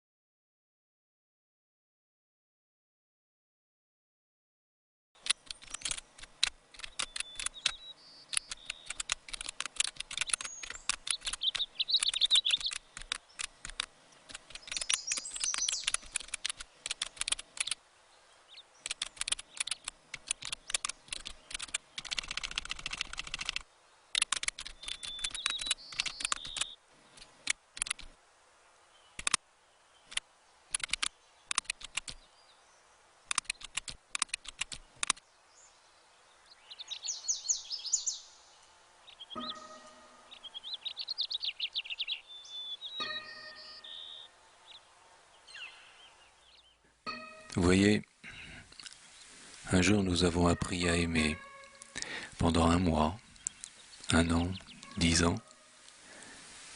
et bien plus encore. L'amour qui s'était créé entre nous était tissé de ces innombrables liens, dont je n'ai pris conscience que lorsqu'ils furent définitivement rompus par cette maladie. Un de ces liens s'appelait complicité, un autre intimité, un autre connivence, un autre encore avait les couleurs de ses secrets et de ces instants fugaces dont nous étions les seuls détenteurs. Il tissait la trame de nos vies et nourrissait l'essence même de notre relation, où se mêlait l'affectif, l'émotionnel, l'intellectuel, le spirituel, et nous étions heureux ainsi. Et puis la maladie est venue en elle, en nous aussi. Alors, au début, je n'ai pas compris. Par paliers successifs, années après années, mois après mois, et presque jour après jour, ces liens se sont détruits. C'était trop absurde pour que je parvienne à assimiler ce qui se passait, ces moments d'angoisse, ces délires exacerbés par sa souffrance intérieure, ses cris, ses salissures et ce regard des autres. Je ne savais plus quoi faire, je ne savais plus quoi dire, j'étais désemparé, impuissant. Où chercher pour retrouver ce que j'avais perdu dans une relation qui ne semblait plus exister. Un sacrifice parce que vous pouvez faire une croix à tout ce qui est plaisir de la vie. Et puis il y a eu Martine. La jolie dame, comme elle disait si bien. Elle m'a appris ce que voulait dire le mot humanitude. Le toucher. Vous voyez qu'elle est bien décontractée ce soir, Marie. La parole.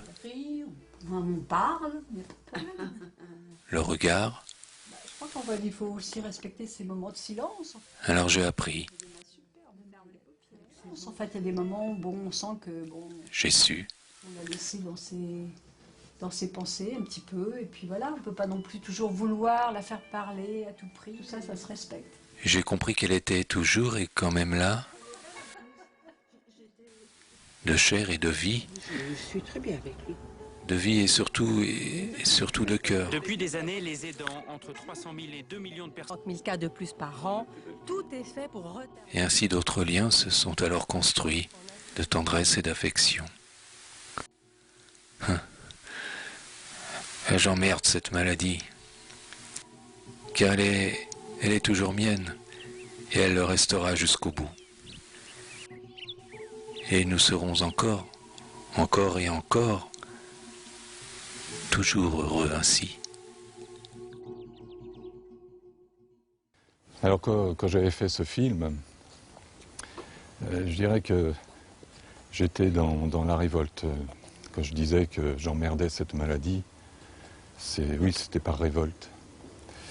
Et puis, quand je disais que malgré tout, on serait quand même heureux, en quelque sorte, c'était un défi. On est dans le domaine de la créativité.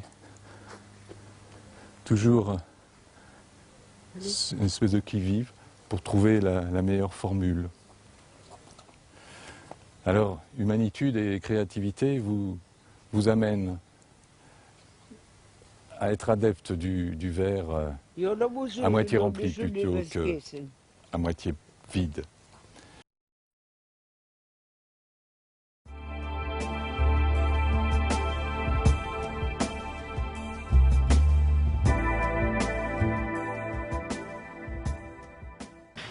Alors, Madame Josse, effectivement, a eu une période où elle a été gravataire suite à une fracture de fémur. Et grâce à l'investissement de l'équipe et tout ce qu'on a organisé et mis en place pour la stimuler et pour la laisser debout, on est arrivé maintenant à faire en sorte qu'elle marche au minimum 20 minutes par jour. C'est un soin quotidien qu'il ne faut pas lâcher. Alors ces choses-là peuvent se faire à domicile avec l'aide de l'aidant naturel, de façon à ce qu'on maintienne le plus longtemps possible la personne debout. Tous les gens, on les fait marcher, ils peuvent rester debout jusqu'au bout, même à des stades avancés de la maladie. Vous avez des difficultés, madame, aujourd'hui, pour marcher? J'ai des difficultés, je marche très doucement. Et ce qui m'ennuie aussi, c'est que je dois toujours ennuyer ma belle-fille. Mais on va vous aider à vous expliquer comment vous pouvez vous relever d'un fauteuil, parce que ensuite, quand vous êtes debout, je crois que vous marchez quand même, d'après ce que j'ai compris. Très doucement, très doucement. Oui, mais vous marchez quand même. À peine. Je fais un petit pas, un après l'autre, très très doucement. Mais vous allez voir, à force d'en faire des petits pas, après, ça ira, vous en ferez de plus en plus et vous serez de plus en plus à l'aise. On en fait presque le pari, hein? Oui, d'autant que nous pouvons vous assurer, madame, croyez-nous, hein, à part quelques maladies rares qui existent quand même, les gens ne deviennent pas grabataires. Et puis il faut marcher aussi pour des raisons de santé, tout simplement. Vous savez qu'en marchant, en étant debout, vous allez améliorer votre circulation sanguine, vous allez améliorer votre respiration. Vous savez aussi qu'on est toujours en train de dire mais que les os des personnes âgées sont fragiles, donc c'est aussi une lutte contre l'ostéoporose, parce que le calcium qui est si important, il va se fixer grâce au mouvement. Et puis la force musculaire. En restant assis, sans rien faire, sans bouger, on peut perdre jusqu'à 15% de sa force musculaire. Vous voyez? Donc, par semaine. Par semaine, oui, tout à fait. Donc, par semaine. Vous vous rendez compte, hein? Donc, le mouvement, c'est vraiment la santé. Alors, vous voyez, c'est pas toujours très facile. Elle va y arriver, elle arrive sans. Bon, alors, attendez. Regardez, je vais vous montrer un petit truc. Hein? Avancez, laissez-moi avancer l'appareil. Voilà. Je vous le mets ici, attrapez les poignets, je mets le pied ici, là les poignets madame, je mets le pied ici et j'appuie et hop, ça lève tout seul. Alors? Ah, c'est bien. C'est bien? Oui. Vous voyez que ça, vous voyez que vous arrivez à vous lever sans problème. Hein? Oui. Bon, alors ce qu'il faut, c'est que vous ayez toujours votre déambulateur à proximité. D'accord? Regardez, placez-le comme il faut et vous allez essayer de vous lever entièrement toute seule. Un peu en avant, le déambulateur, pliez-vous en avant. Venez en avant, reculez vos pieds, et maintenant, levez-vous. Allez, allez, allez. Eh ben voilà. Vous y arrivez toute seule.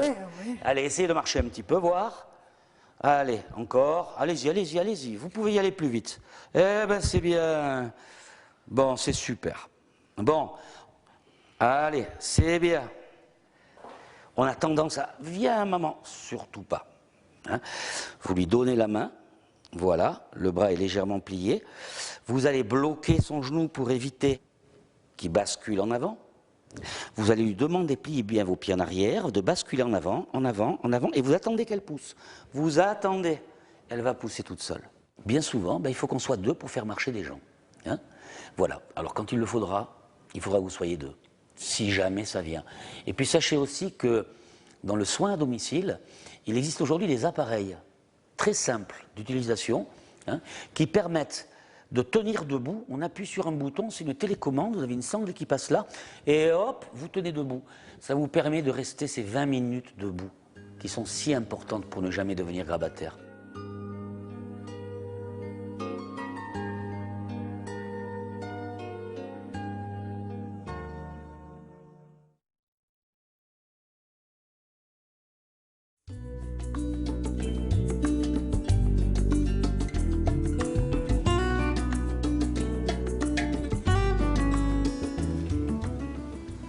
Nous allons vous parler de la philosophie de l'humanitude dont nous sommes les auteurs avec Rosette Marescotti.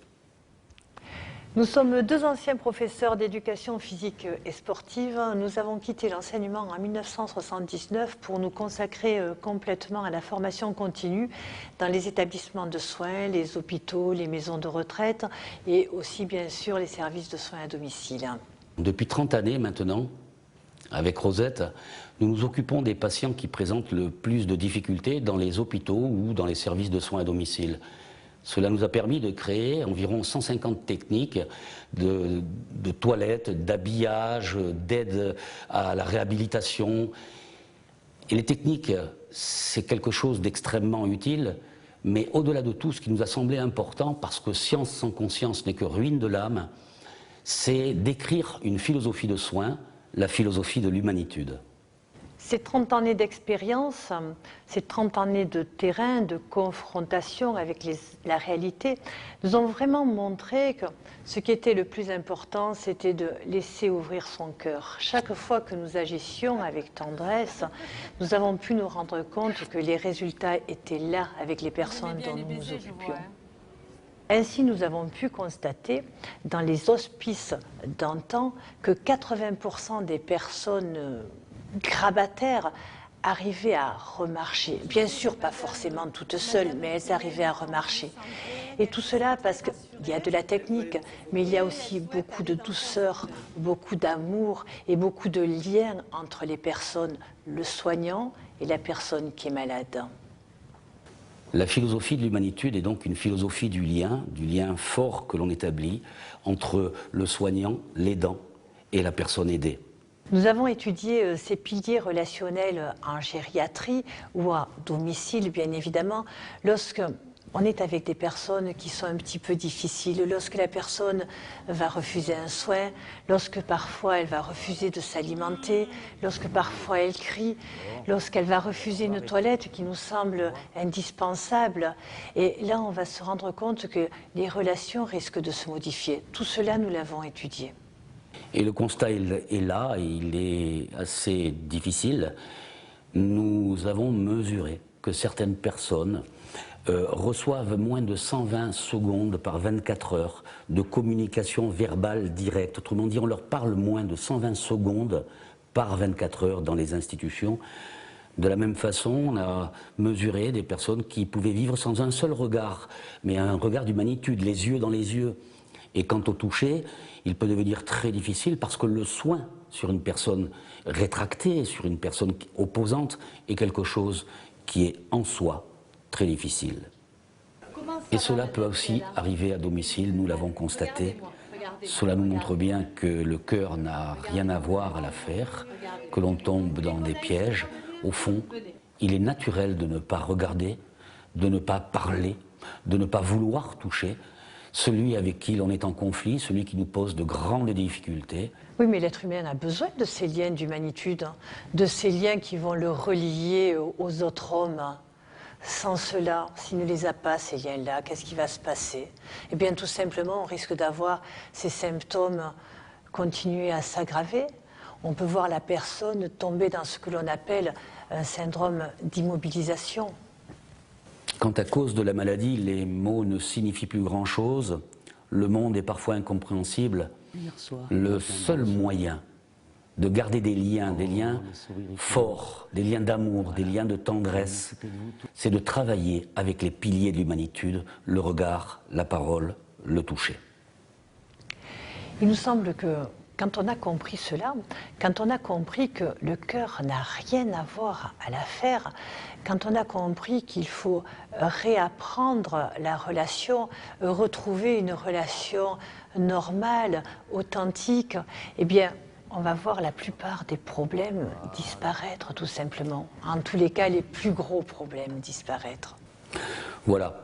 En quelques mots, nous vous avons expliqué quelques éléments de la philosophie de l'humanitude, quelques éléments qui doivent nous permettre de rester, encore une fois, en lien d'amour, en lien de tendresse, en lien d'humanitude, les uns avec les autres, et cela, quelles que soient les difficultés. Et ce que nous savons, c'est que c'est possible jusqu'à la fin et pour tout le monde. Mais n'oublions pas le dernier pilier, la verticalité, qui doit nous permettre d'accompagner les personnes debout jusqu'à la fin. Et oui, parce qu'il y a 3 piliers relationnels, comme on l'a bien expliqué, le regard, la parole, le toucher, mais un 4e pilier peut être plus personnel, quand l'enfant se met debout. La fierté que tout le monde ressent autour de lui va l'aider à se construire.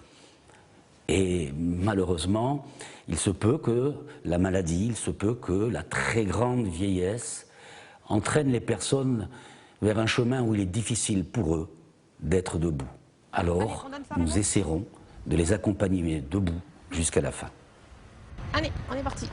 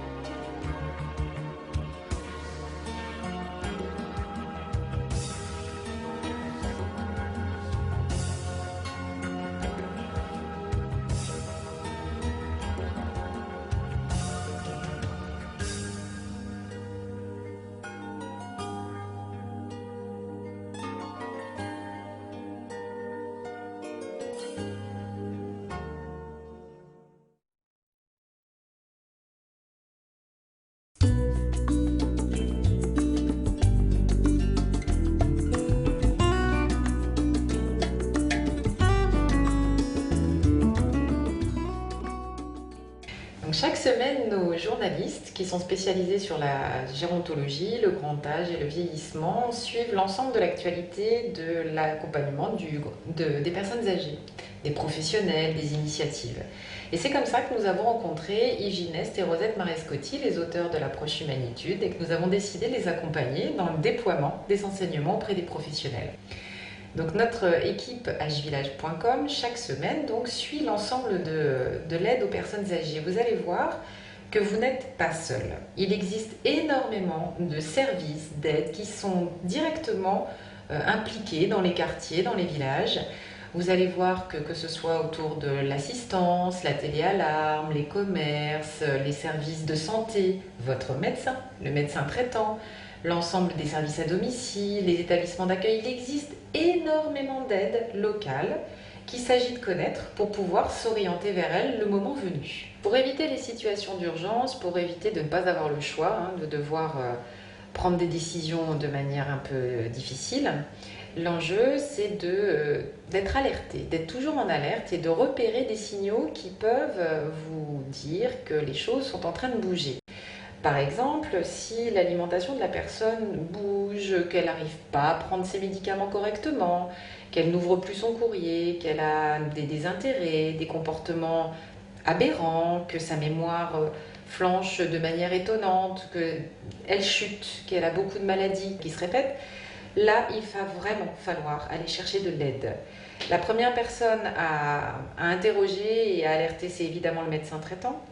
Et dans la foulée, allez chercher les services sociaux qui vont mettre en œuvre avec vous tout un plan d'aide. Concrètement, ça se passe en 3 temps. Il y a une évaluation de la situation de la personne.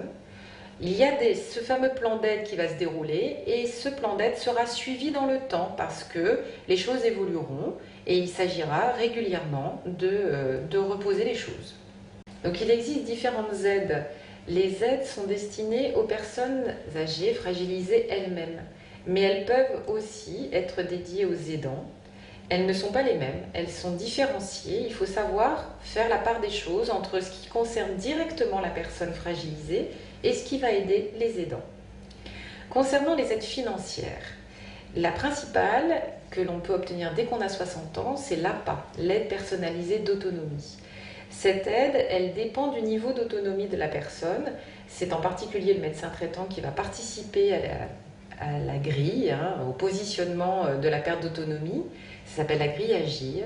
Selon le niveau de perte d'autonomie, vous bénéficiez d'un niveau d'APA différent.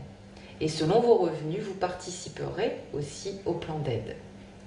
Concrètement, ce plan d'aide va se dérouler globalement autour de l'aide au logement, l'aide à l'adaptation du logement.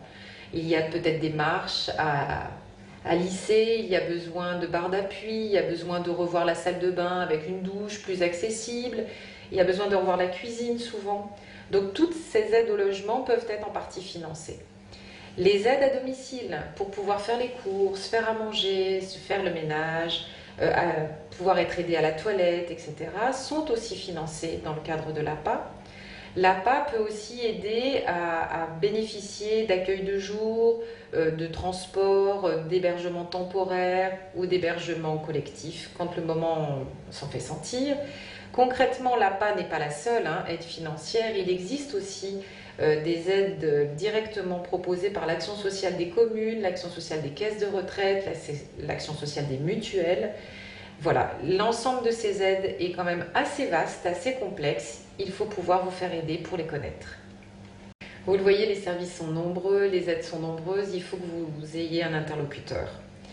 À jour en permanence, et les résidents des maisons de retraite peuvent maintenant donner leur avis sur leur maison de retraite. Vous pouvez retrouver leur notation directement sur notre annuaire. Voilà, l'enjeu c'est d'éviter l'urgence, c'est d'anticiper, c'est de prévenir le vieillissement.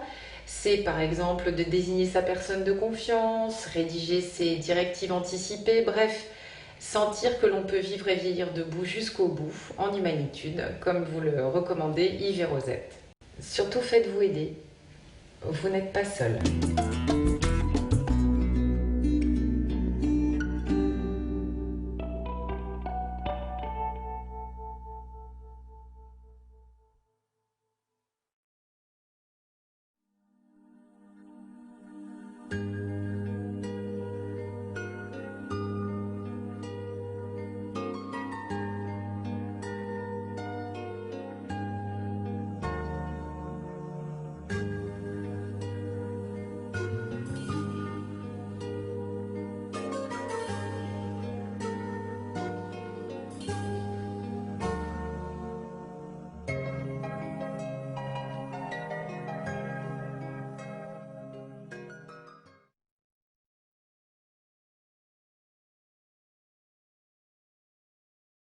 Je suis sûre que vous avez des problèmes avec le goût.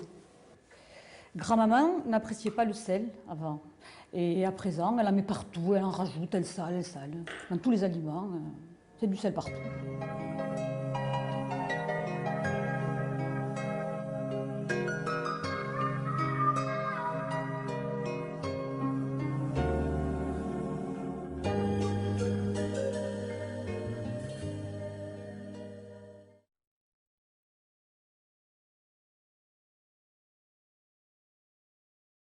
Je me suis rendu compte finalement, durant cette formation, que tant que je ne me trouvais pas face à elle, dans son champ de vision, Mampuchon ne répondait pas. Donc, voilà, en me mettant là, Mampuchon répondait. Comment allez-vous, Mampuchon, aujourd'hui ?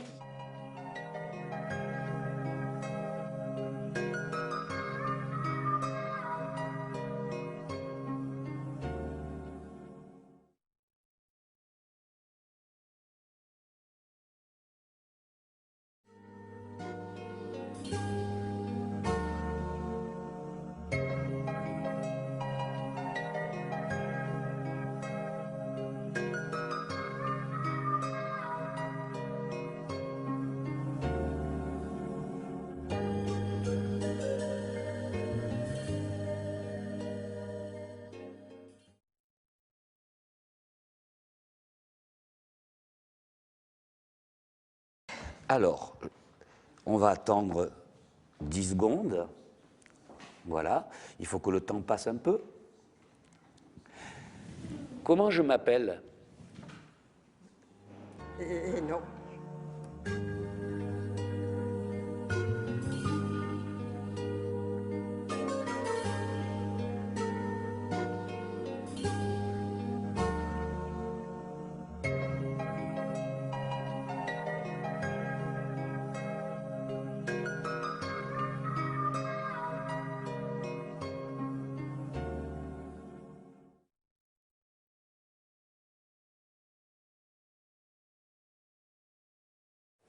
Sur ces autres images, on voit une personne qui ne mange pas tout simplement parce qu'on lui a présenté des couverts et qu'elle ne sait plus s'en servir, elle ne reconnaît pas ces couverts.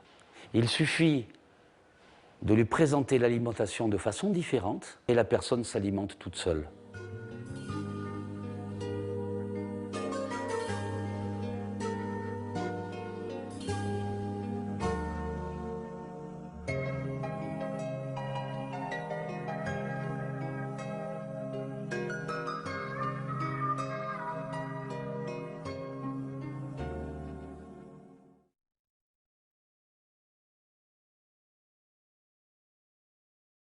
Gertrude, je voudrais vous poser une question. Oui, Quel âge vous avez, Gertrude? 18 ans et demi. Vous avez 18 ans et demi? Ben, c'est comme ça.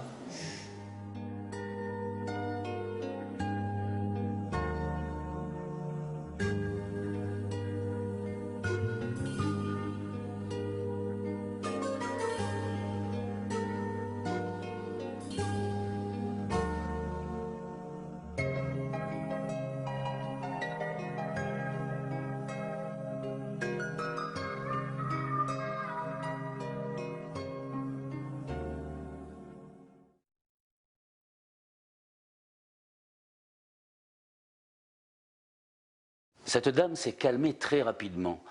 Nous lui avons donné une pelote de laine et elle, qui adorait tricoter, est rassurée par cette activité qu'elle a pratiquée toute sa vie.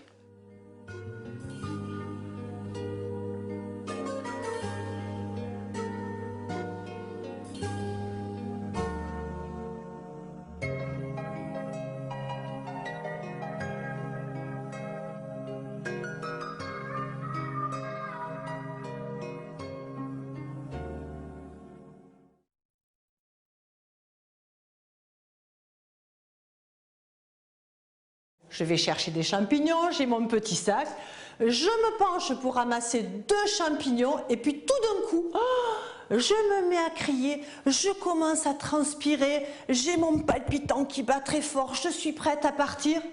Puis tout d'un coup, je dis que je suis bête, c'est un bout de bois.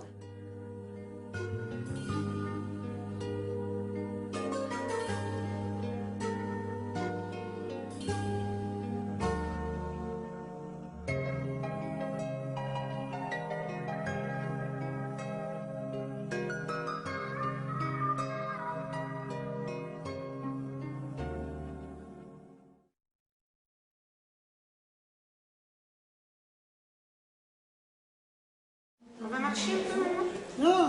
Pourquoi? Il faut marcher. Allez, on va marcher un peu. J'attends. T'attends quoi? Il faut marcher. Hein?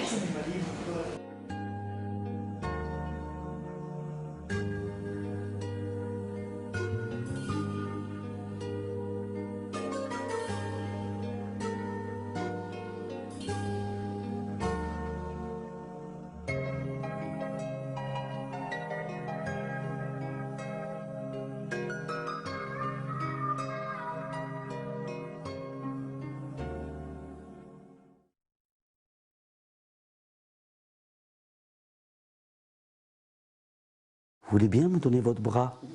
Voilà, je ne vais pas commencer une toilette avant de... Voilà, allez, tendez le bras, madame. Doucement, doucement.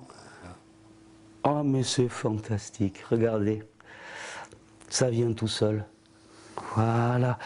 Vous ouvrez doucement, j'appuie doucement, tout doucement, je caresse ici, là, à l'intérieur.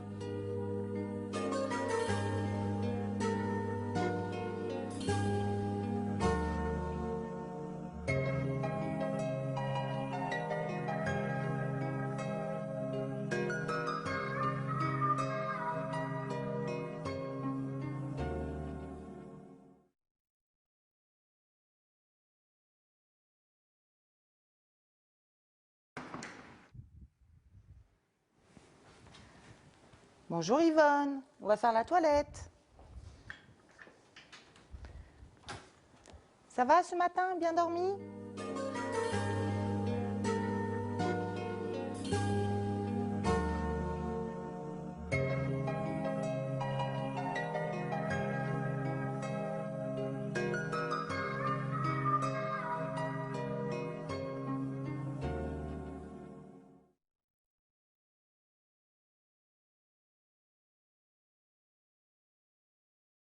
Vous voulez bien qu'on aille à la salle à manger?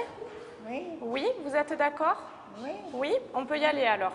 Oui. Ah oui, sinon on ne vient pas, hein? Ah ben non, sinon on ne vient Ah pas. ben non, hein? Eh ben non. Je défais les freins du fauteuil et on y va alors. Hein? La fille, je mets pas le fauteuil. Oui, on y va?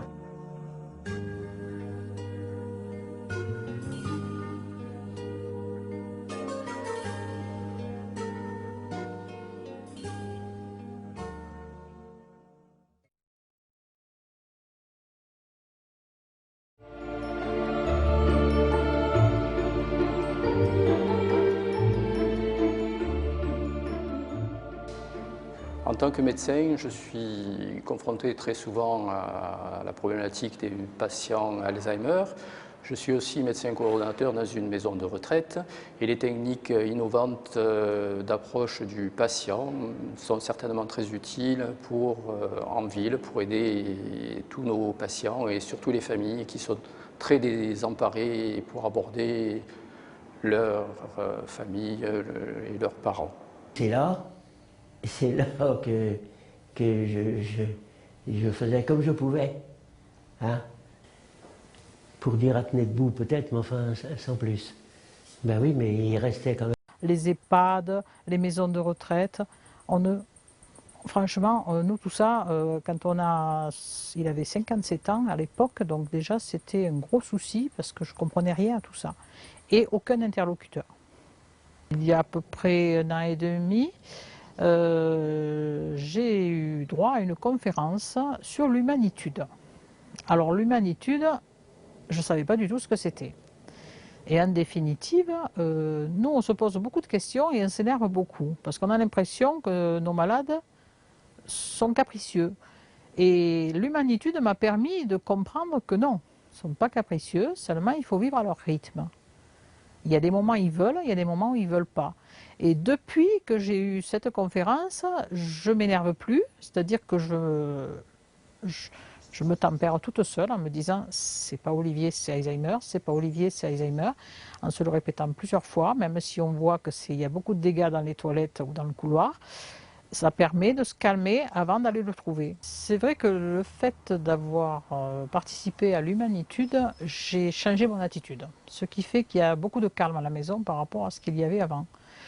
Je suis arrivée aussi à quelque chose d'extraordinaire que je n'ai pratiquement jamais entendu. Tous les jours, je lui fais dire « Martine, je t'aime ».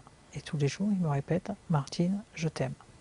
C'est un pas en avant, c'est une réussite, je ne sais pas comment l'expliquer, mais quelque part, je trouve le mari que j'aurais voulu toujours avoir. Et maintenant, bon, ben, voilà, j'arrive à lui faire dire des choses sympathiques. On est souvent en câlin. Le dimanche, j'évite de faire venir les infirmiers. Et il prend un bain. Je vais le câliner un peu plus que d'habitude. C'est vrai que j'essaie d'avoir un relationnel doux, calme. Voilà. Maintenant, c'est ma bataille à moi. J'ai appris ça, j'ai vu que ça marchait. Je continue dans ce sens-là. L'humanitude, j'y tiens. Je cherche des établissements pour le futur avec l'humanitude parce que j'estime qu'on doit les traiter avec douceur, avec calme, parce qu'on a le retour. Ils sont calmes, ils sont doux. Surtout dites, hein.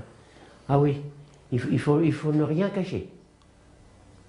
Ça paraît peut-être difficile, parce que pour nous ça a été difficile au départ.